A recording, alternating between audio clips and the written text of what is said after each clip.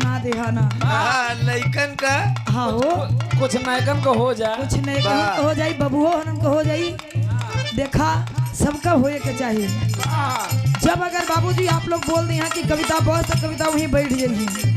ये कविता में खासियत है, ये कविता में खासियत चाहे जहाँ भी देख ले हैं। बात के समझे मास्टर माँ बजाओ तो कौनो रोड चलत एप्पल बेचे वाली। हाँ हो एप्पल, एप्पल मतलब सेव। सेव बेचे वाली रोडवा पे निकलल, कहे ले लो ले लो।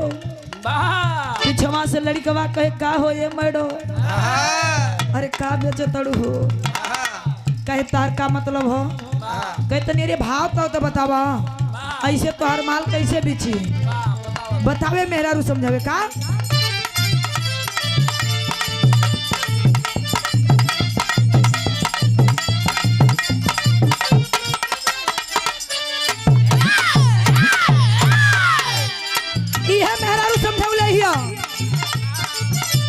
छोटे छोटे फल के हजार गहकी चिखले बाजे भी उलेला महंगी।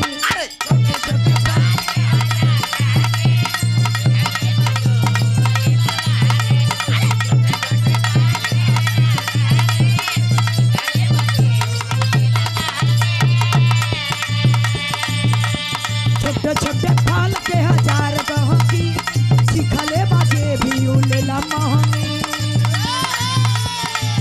लड़का कहे एहो मन रखनी हम तो नहीं चिखनी।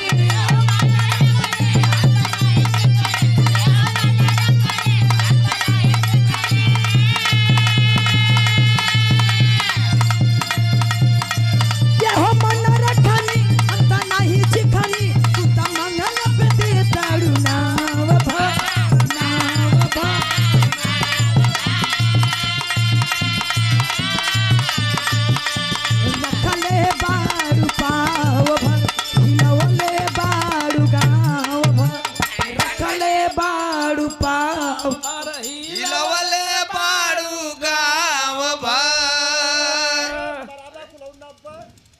देखा तड़े एनकर सबको याती देखा ए बोले बजाओ बजाओ तब कैसे होई दे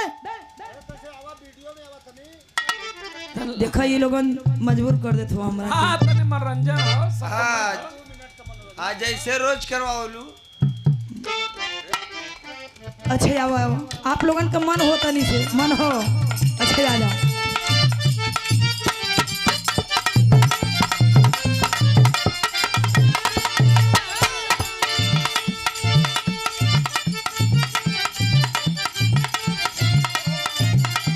कहले हियो कैसे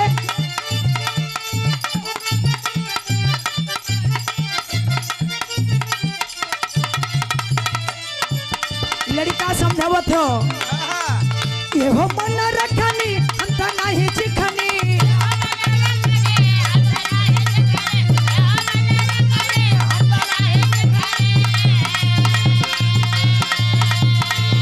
एहो मन रखनी हम तो नहीं चिखनी, तू तो मंगल पे दे ताड़ू नाव भा नाव भा।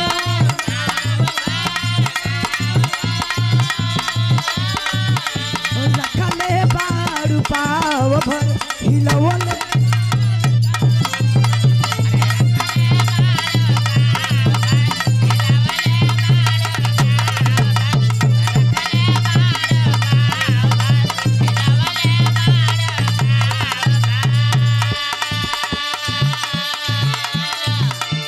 औरी एक बात औरी कहे का कहे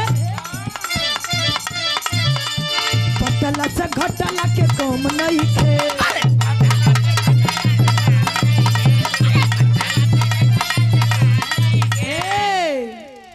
पैसा आवे तो रोक दे।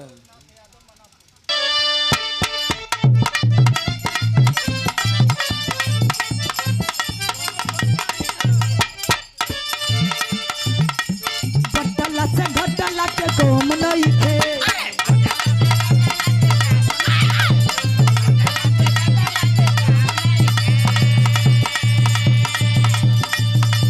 देसी हपी देसी से कम नहीं थे।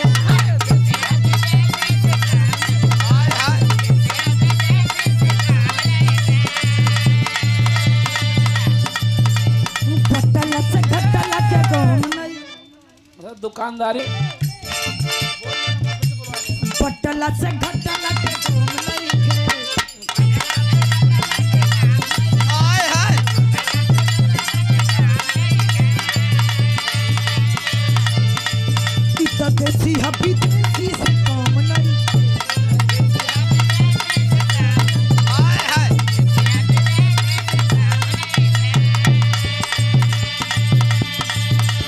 पटला से घटला के घूम नहीं खे देसी हबी देसी